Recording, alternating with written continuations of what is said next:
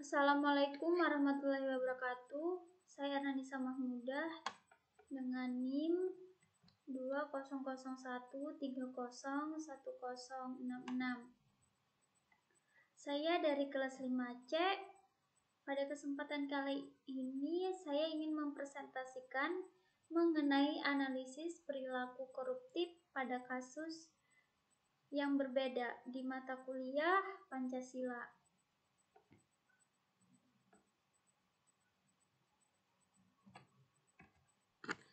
Analisis kasus korupsi.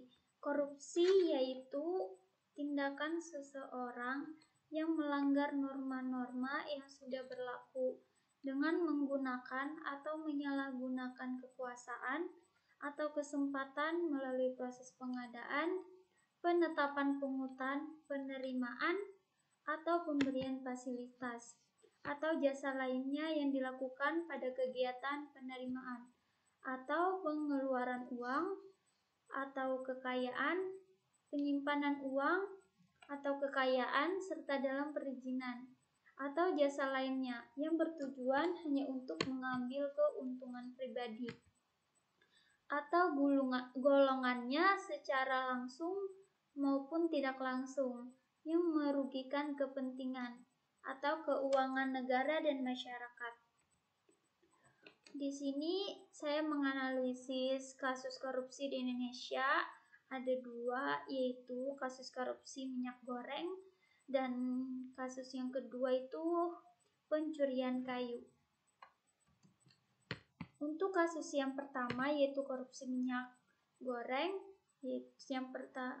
kasus korupsi yang dilakukan yaitu terkait izin ekspor minyak sawit atau minyak goreng oleh pejabat Kementerian Perdagangan, Dirjen Perdagangan Luar Negeri. Pelanggaran yang dilakukan tidak menuruti aturan DMO dan DPO dan melakukan proses suap pada salah satu Direktur Jenderal Kemendak untuk mendapat izin ekspor dari Kemendak. Dampak dari kasus ini ialah negara mengalami kerugian akibat perbedaan harga minyak, serta menimbulkan harga minyak goreng menjadi tidak stabil. Pelanggaran yang dilakukan yaitu adanya permufakatan antara pemohon dan pemberi izin dalam proses penerbitan persetujuan ekspor.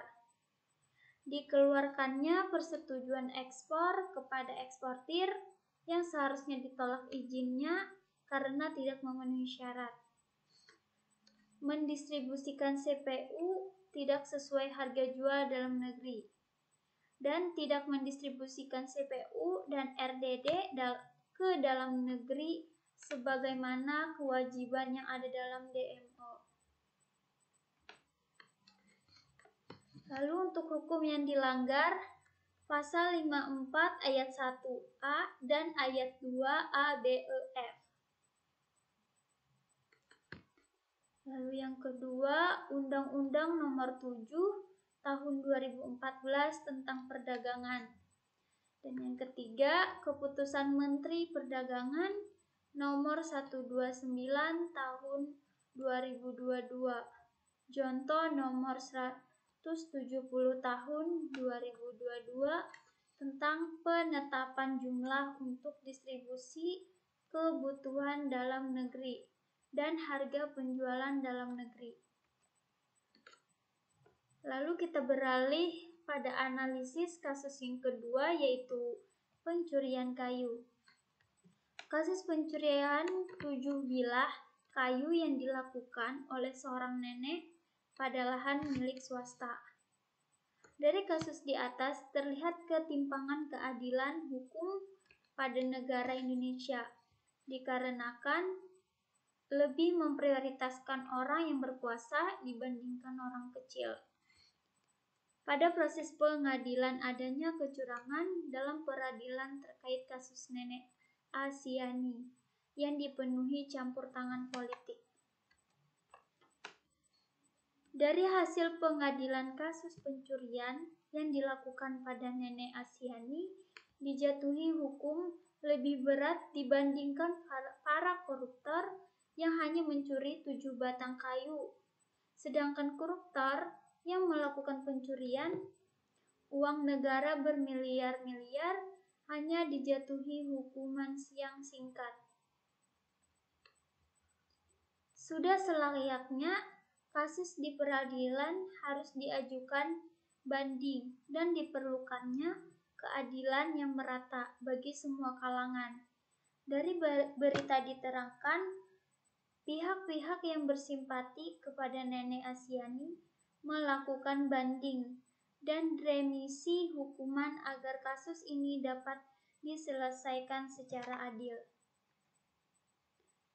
Untuk perbedaan kasus minyak goreng dan kasus pencurian kayu ini, yaitu untuk perbedaannya, kasus yang pertama merupakan kasus korupsi yang dilakukan oknum negara terkait suap yang merugikan negara.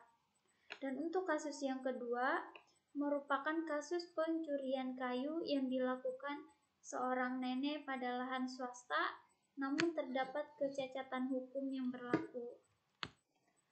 Mungkin itu saja analisis yang bisa saya sampaikan dari video yang telah saya lihat. Mohon maaf bila ada kesalahan. Assalamualaikum warahmatullahi wabarakatuh.